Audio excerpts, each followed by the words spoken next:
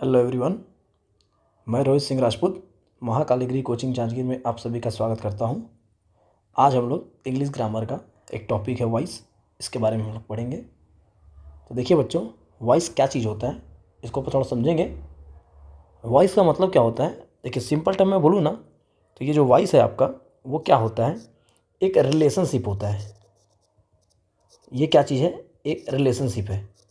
तो किसके बीच में है, तो देखिए बच्चों, ये जो होता है किसके, सब्जेक्ट और वर्ब्स जो होता है इनके बीच का जो एक्शन का मतलब देखिए, ये जो कार्य को करेगा सब्जेक्ट किसी कार्य को करेगा मतलब होता है कोई काम को करने वाला है। तो ये सब्जेक्ट के द्वारा, सब्जेक्ट मतलब करता मतलब व्यक्ति जो उस काम को करने वाला है, तो उसके द्वारा जो एक्शन किया जाता है, कार्य किया जाता है, वही है एक प्रकार का आपका वॉइस। जैसे एक एग्जांपल के लिए अपन देखें तो देखिए यहाँ पे लिखा हुआ है आई एम प्लेइंग क्रिकेट। यहाँ पे आप देखेंगे लिखा हुआ है आई एम प्लेइंग क्रिकेट। इसका मतलब अगर मैं सेंटेंस के केस में बात करूँ बच्चों, देखो तो सेंटेंस क्या होता है, सेंटेंस कलेक्शन होता है किसका, दो और दो से ज़्यादा शब्दों का जो एक प्रॉपर मीनिंग प्रोवाइड करे। वो कैसे, देखो यहाँ पे लिखा हुआ है सेंटेंस में, एग्जांपल में आई एम प्लेइंग क्रिकेट। यहाँ पे आप देखेंगे कि यहाँ पे चार वर्ड है, आई है, एम है, प्लेइंग है, क्रिकेट है।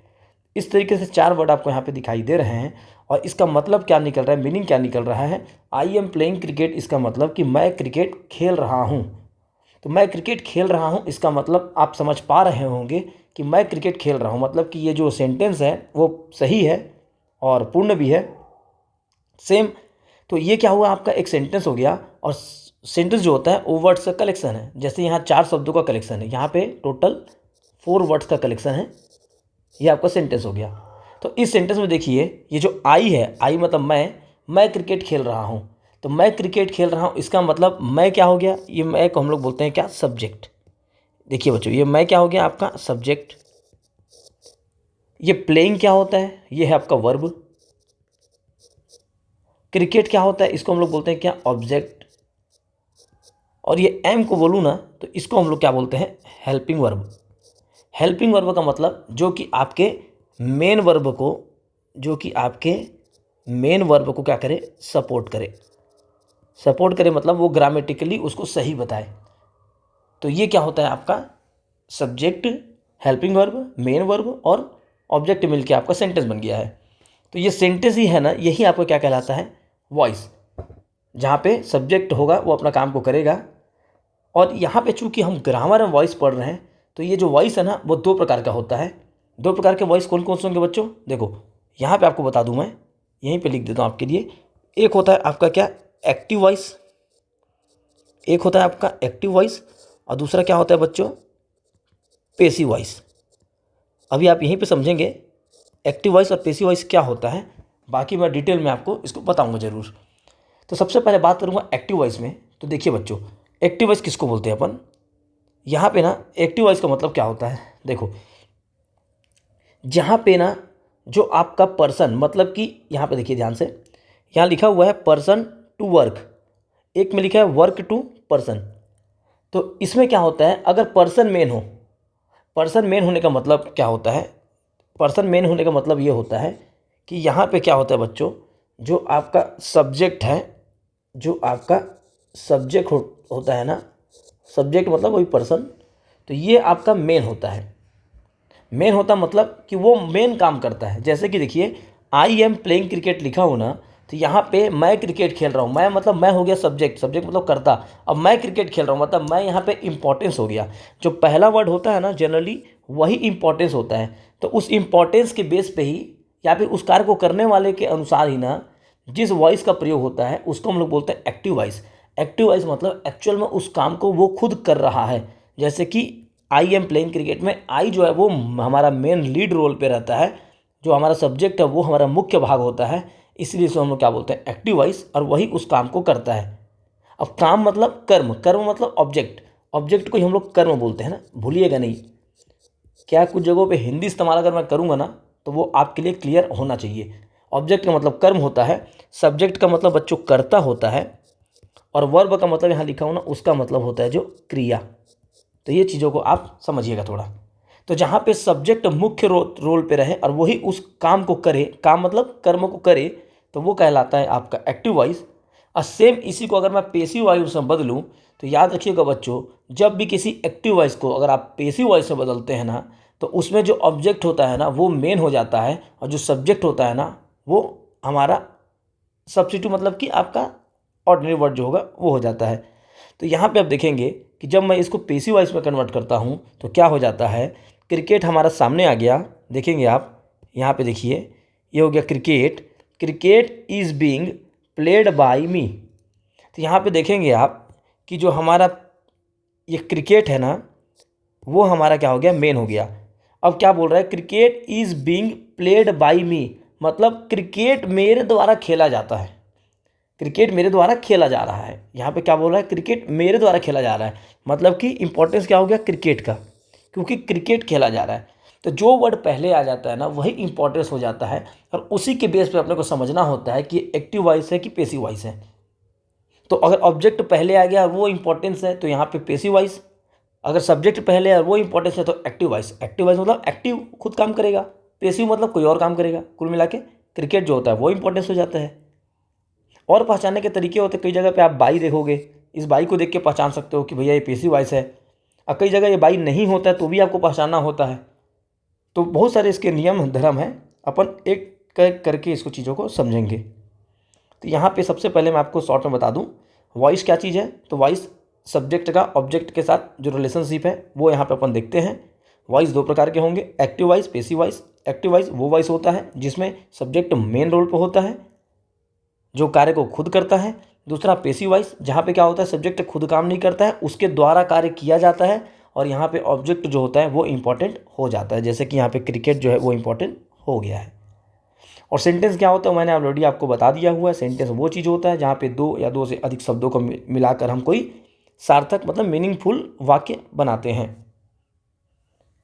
तो यहाँ पे जैसे देख सकते हो, यू डू योर वर्क, मतलब तुम अपना काम करो, तो वो मीनिंगफुल है, एक अर्थ निकल रहा है।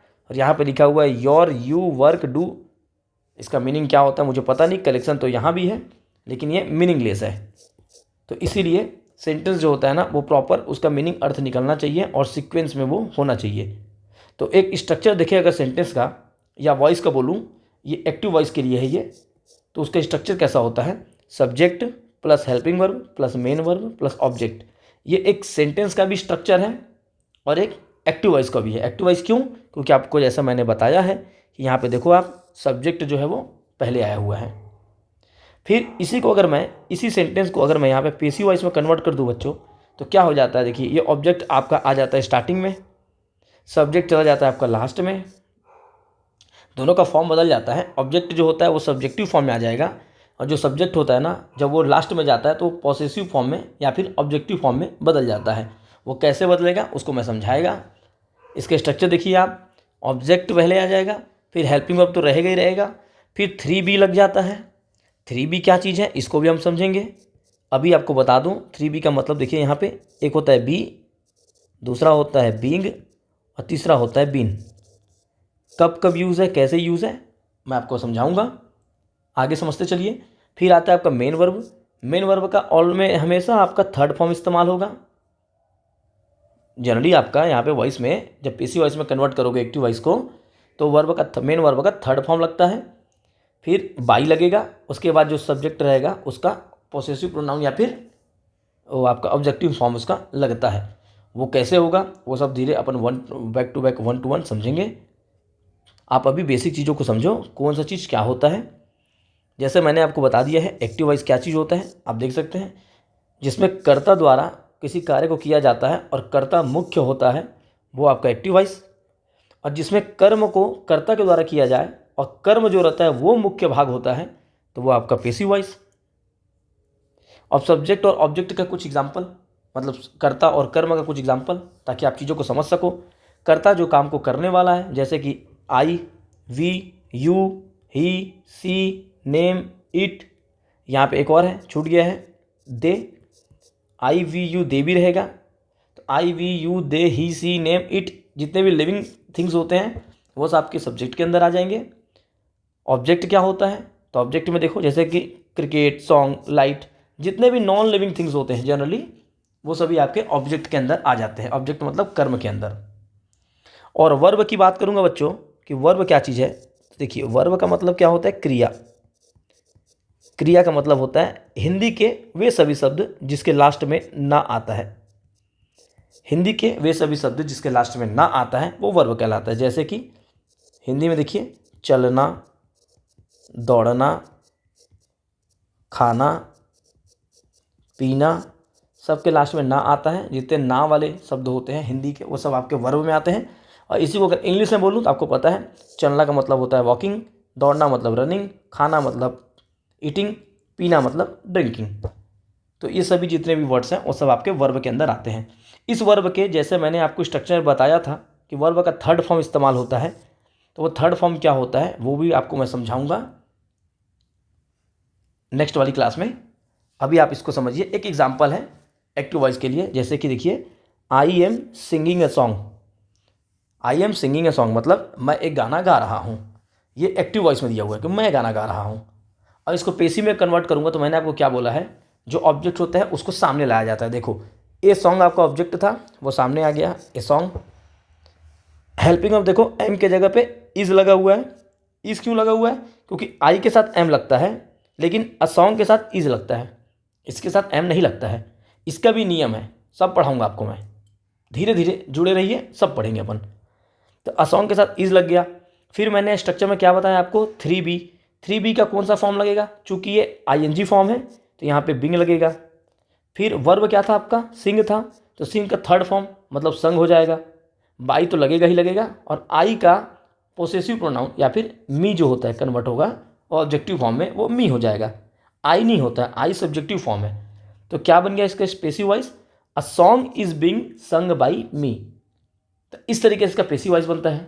एक और एग्जांपल है देखिए, यू हैव डन टास्क मतलब तुम अपना टास्क कंप्लीट कर चुके हो। ये हो गया आपका एक्टिव वॉइस। अब इसको अगर मैं कन्वर्ट करूँगा तो क्या करूँगा, देखो टास्क। अब टास्क के साथ देखो क्या लगा है, हैज़ लगा है।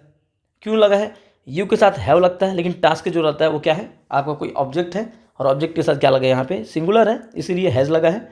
चूँकि 3B का बिन लगेगा, क्यों, क्योंकि वर्ब मतलब ये जो हैव हैज़ है वो वर्ब के थर्ड फॉर्म पे लगता है इसीलिए यहाँ पे बिन लग जाएगा। और डन तो रहेगा ही क्योंकि वो थर्ड फॉर्म ऑलरेडी है। बाई का बाई रहेगा।